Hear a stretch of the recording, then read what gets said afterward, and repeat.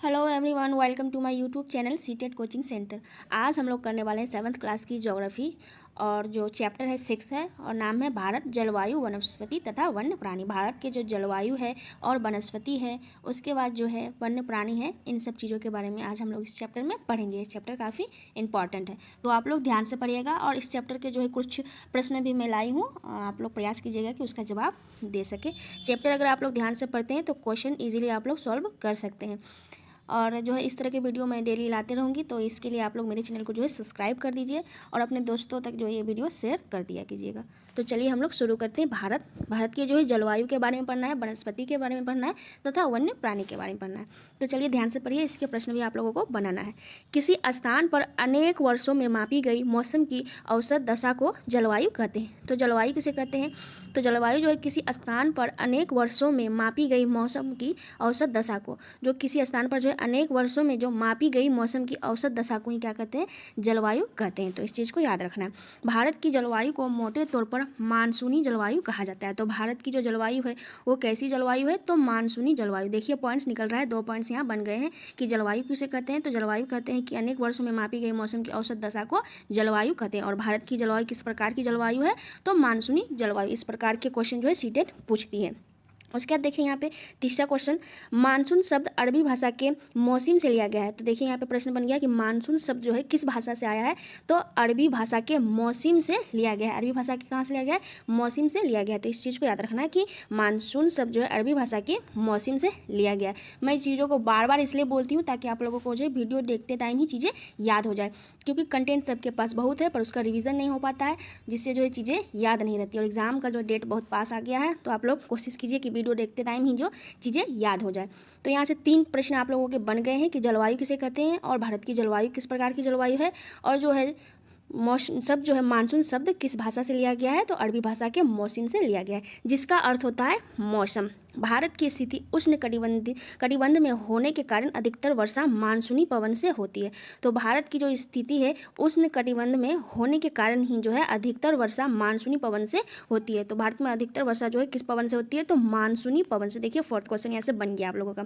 फिर देखिए भारत में कृषि वर्षा पर निर्भर है। भारत में जो कृषि अधिकतर जो है वर्षा पर निर्भर है। अच्छे मानसून का मतलब है पर्याप्त वर्षा तथा प्रचुर मात्रा में फसलों का उत्पादन। तो भारत की कृषि जो किस पर निर्भर है? तो वर्षा पर निर्भर है। और अच्छे मानसून का मतलब क्या होता है? कि पर्याप्त वर्षा तथा अब ज़्यादा वर्षा होगा तो प्रचुर मात्रा में फसलों का उत्पादन भी होगा। तो देखिए 4-5 क्वेश्चन जो है इस इतना सा जो है टॉपिक में आप लोगों को मिल गया। 4-5 क्वेश्चन सीटेट इसी प्रकार के क्वेश्चन पूछती है। तो चलिए आप लोग क्वेश्चन जो है सॉल्व कीजिए।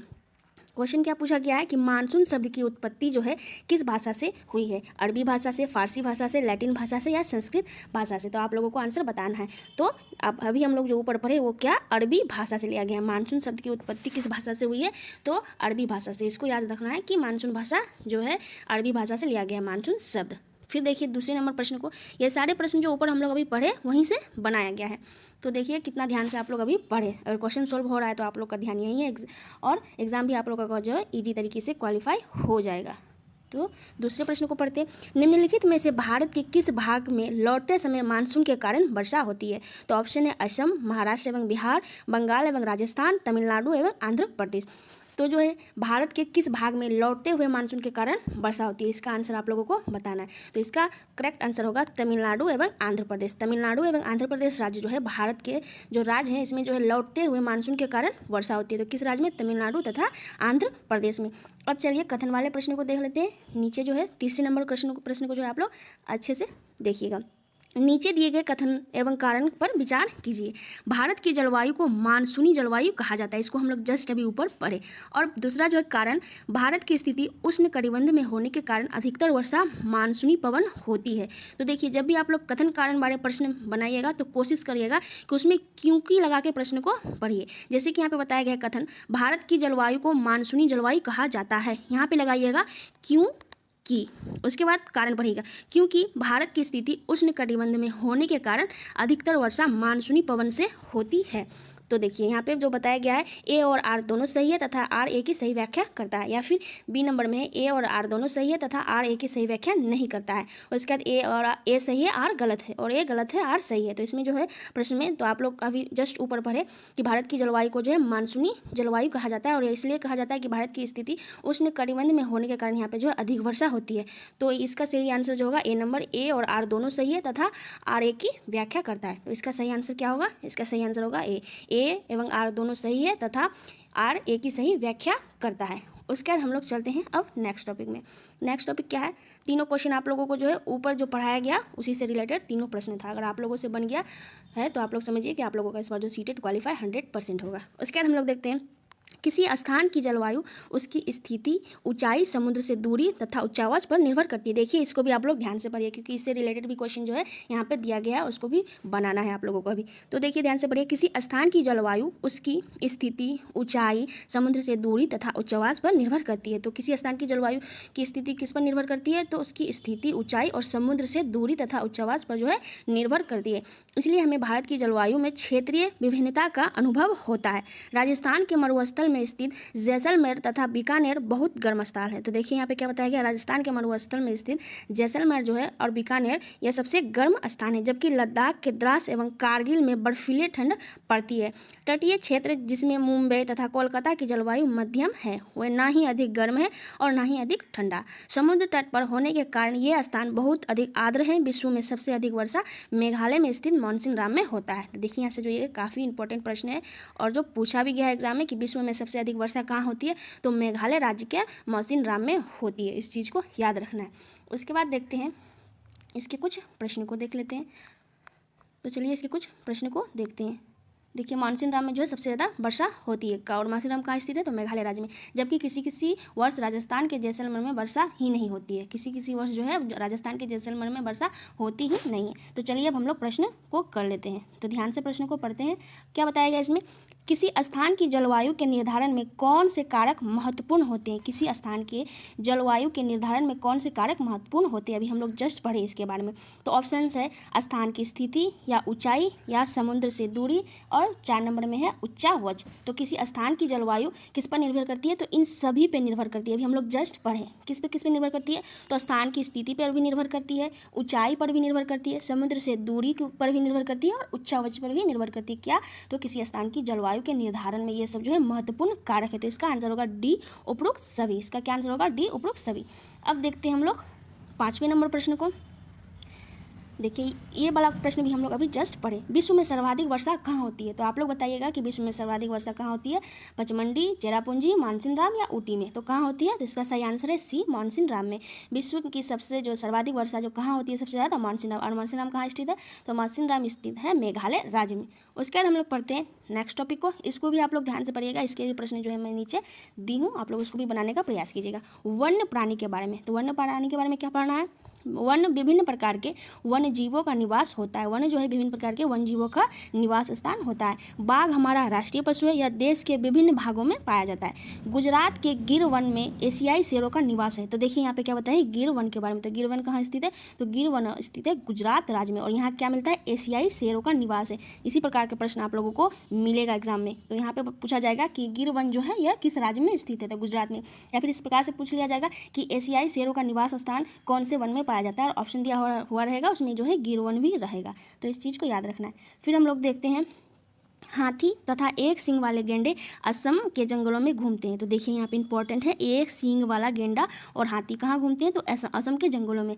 हाथी केरल एवं कर्नाटक में भी मिलते हैं। हाथी जो है केरल और कर्नाटक में भी मिलता है। ऊँट भारत के रेगिस्तान तथा जंगली गधा कच्छ के रण में पाए जाते हैं। तो ऊँट भारत में जो है रेगिस्तान में मिलता है, और जंगली गधा जो है कच्छ के रण में पाए जाते हैं। जंगली बकरी, हिम, तेंदुआ, भालू इत्यादि जो है हिमालय के क्षेत्र में पाए जाती हैं।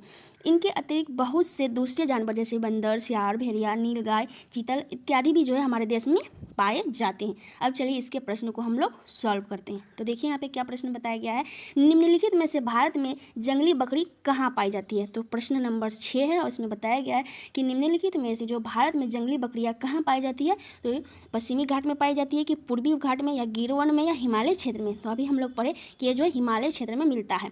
कौन? तो जंगली बकरियाँ। तो जंगली बकरियाँ कहाँ पाई जाती है? तो हिमालय क्षेत्र में पाई जाती है। फिर चलिए हम लोग नेक्स्ट क्वेश्चन में चलते हैं। नेक्स्ट क्वेश्चन है 7 नंबर। क्या बताया गया है इसमें? 7 नंबर में भारत में जंगली गधे का प्राकृतिक निवास कहाँ है? भारत में जो जंगली गधा मिलता है तो वो कहाँ मिलता है? अभी जस्ट हम लोग पढ़े तो ऑप्शन है आपके गिरवन, सुंदरबन, कच्छ के रण या पश्चिमी राजस्थान के मरुस्थलीय क्षेत्र में। तो आप लोग बताइए कि भारत में जो जंगली गधे कहाँ निवास करती है? तो भारत में जो जंगली गधे वो जो है ऑप्शन नंबर सी कच्छ के रण में निवास करती है। कच्छ के रण में निवास करती है कौन? तो जंगली गधे। उसके बाद इस बुक में जो है राजस्थान के बारे में विशेष पढ़ाया गया है एनसीईआरटी बुक में। तो चलिए अब हम लोग राजस्थान के बारे में कुछ जो है महत्वपूर्ण जानकारी प्राप्त करते हैं। तो राजस्थान क्या बताया गया एनसीईआरटी बुक में राजस्थान के बारे में? भारत में पक्षियों की भी ऐसी ही प्रचुरता होती है, जैसे जानवर मिलते हैं भारत में उस प्रकार जो पक्षी भी भारत में बहुत मिलते हैं। तो हमारा राष्ट्रीय पक्षी कौन है? मोर है। हमारा राष्ट्रीय पक्षी मोर है। भारत में पक्षी तोता, मैना, कबूतर, बुलबुल तथा बत्तख इत्यादि होते हैं। अन्य बहुत सारे राष्ट्रीय पक्षी उद्यान भी हैं जो पक्षियों को उनका प्राकृतिक निवास प्रदान करते हैं। उद्यान शिकारियों से पक्षियों की रक्षा करते हैं। भारत में सांपों की सैकड़ों प्रजाति पाई जाती है। उनमें जो है कोबरा एवं करेत प्रमुख है। तो भारत में जो सांपों की भी प्रजाति पाई जाती है उसमें से जो है 2 जाति क्या है? तो वो है कोबरा एवं कैरेत। ये जो है प्रमुख रूप से पाई जाती है। वनों के काटने तथा जानवरों के शिकार के कारण भारत में पाए जाने वाले वन्य जीवों की प्रजातियां तेजी से जो है घट रही है। बहुत सी प्रजातियां तो समाप्त भी हो चुकी हैं। प्रत्येक वर्ष हम लोग अक्टूबर के पहले सप्ताह को वन्यजीव सप्ताह के रूप में मनाते हैं। तो देखिए यहाँ से जो काफ़ी इंपॉर्टेंट प्रश्न आप लोगों को मिल गया है कि हम लोग जो है प्रत्येक वर्ष अक्टूबर के पहले सप्ताह को वन्यजीव सप्ताह के रूप में मनाते हैं। तो क्यों मनाते हैं? तो चलिए हम लोग आगे देखते हैं। तो क्यों मनाते हैं? क्योंकि जो होता है प्रत्येक वर्ष हम लोग अक्टूबर के पहले सप्ताह में जो वन्यजीव सप्ताह के रूप में मनाते हैं ताकि वन्य जीवों के निवास को संरक्षित रखने के लिए जागरूकता लाई जाए। क्योंकि जो है वन्य जीव का जो है बहुत जो गलत तरीके से इलीगल तरीके से उसको मार दिया जाता है, उसकी चमड़े को बेचा जाता है। तो उसी को जो रोकने के लिए और उनका जो संरक्षण के लिए जागरूकता फैलाने के लिए वन्य जीव जो है सप्ताह के रूप में अक्टूबर के पहले सप्ताह को वन्य जीव सप्ताह के रूप में हम लोग मनाते हैं। तो चलिए यहाँ पर प्रश्न भी पूछा गया है कि वन्य जीव 8वां नंबर प्रश्न है, वन्य जीव सप्ताह कब मनाया जाता है? तो अभी हम लोग जस्ट पढ़े तो कब मनाया जाता है? तो अक्टूबर के पहले सप्ताह में। इसका जो ऑप्शन नंबर 1 ही सही होगा। अक्टूबर के पहले सप्ताह में वन्यजीव जो है सप्ताह मनाया जाता है। उसके बाद जो है यहाँ पे प्राकृतिक वनस्पति के बारे में भी बताया गया है। तो चलिए उसको भी हम लोग पढ़ लेते हैं, प्राकृतिक वनस्पतियों के बारे में। प्राकृतिक वनस्पतियों हम अपने चारों तरफ विभिन्न प्रकार का पादप जीव देखते हैं। हरे घास वाले मैदान में खेलना कितना अच्छा लगता है। कुछ पौधे छोटे होते हैं जिन्हें झाड़ी कहा जाता है, जैसे कैक्टस तथा फूलों वाले पौधे इत्यादि। इसके अतिरिक्त बहुत से लंबे वृक्ष होते हैं, उनमें से कुछ में बहुत शाखाएं तथा पत्तियां होती, जैसे नीम, आम। तो कुछ वृक्ष ऐसे होते हैं जिनमें जो है पत्तियों की मात्रा बहुत कम होती है, जैसे नारियल। घास, झाड़ियाँ तथा पौधे जो बिना मनुष्य की सहायता से उपजते हैं उन्हें जो है प्राकृतिक वनस्पतियाँ कहा जाता है। उसके बाद जो यहाँ पे कुछ बताया गया है कि एनसीईआरटी बुक जो है बच्चों का बुक है, तो इसमें जो बच्चों की तरह पढ़ाया गया है। तो यहाँ पे कुछ क्या बताया गया है कि आप कभी यह नहीं सोचते हैं कि एक दूसरे से किस प्रकार भिन्न हैं आप। अलग अलग जलवायु में अलग अलग प्रकार की वनस्पतियाँ पाई जाती है। इनमें वर्षा की मात्रा सबसे महत्वपूर्ण होती है। जलवायु की विभिन्नता के कारण भारत में अलग अलग तरह की वनस्पतियाँ पाई जाती है। स्थल की ऊंचाई पर वनस्पतियों की जो है विशेषता एक दूसरे से संबंधित है। ऊंचाई में परिवर्तन के साथ जलवायु में भी परिवर्तन होता है तथा इसके कारण प्राकृतिक वनस्पति में भी बदलाव आ जाता है। वनस्पति की वृद्धि तापमान एवं नमी पर निर्भर करती है। वनस्पति की वृद्धि किस पर निर्भर करती है? तो तापमान एवं नमी पर निर्भर करती है। इसके अलावा यह ढाल एवं मिट्टी की परत की मोटाई जैसे कारकों पर भी जो है निर्भर करती है। इन घटकों में अंतर के कारण किसी स्थान की प्राकृतिक वनस्पति की सघनता एवं प्रकार में भी परिवर्तन होता है। आमतौर पर जो है प्राकृतिक वनस्पति को निम्न 3 मुख्य श्रेणियों में वर्गीकृत किया जाता है। इसको जो है हम लोग बाद में पढ़ेंगे नेक्स्ट वीडियो में। अभी जो है इसके कुछ प्रश्न दिए गए हैं उसको आप लोग सॉल्व करने का प्रयास कीजिए। तो यहाँ पे क्या बताया गया है? जो प्रश्न है यहाँ पे क्या बताया गया है? देखिए, निम्नलिखित में से किन कारकों पर किसी वनस्पति की वृद्धि निर्भर करती है? तो किसी वनस्पति की वृद्धि किस पर निर्भर करती है? अभी हम लोग जस्ट ऊपर पढ़े तो ऑप्शन से आप लोगों के तापमान, नमी, और तीसरा ऑप्शन जो है मिट्टी की परत की मोटाई, और चौथा जो है वन्यजीव। तो इसका जो आंसर होगा 1 या 2 3 या फिर 1 2 3 या सभी। तो इसका आंसर आप लोग कमेंट बॉक्स में बताइएगा कि जो है निम्नलिखित में किन कारकों पर किसी वनस्पति की वृद्धि निर्भर करती है? तापमान, नमी, मिट्टी की परत की मोटाई या वन्यजीव में। इसका आंसर आप लोगों को कमेंट बॉक्स में बताना है। अगर आप लोगों को मेरी वीडियो अच्छी लगती है तो मेरे चैनल को आप लोग सब्सक्राइब ज़रूर कीजिएगा और वीडियो को अपने दोस्तों तक शेयर कीजिए ताकि जो क्लास आप लोग कर रहे हैं आप लोगों के जो दोस्त को भी इसका फ़ायदा मिले। तो मिलते हैं नेक्स्ट वीडियो में। धन्यवाद।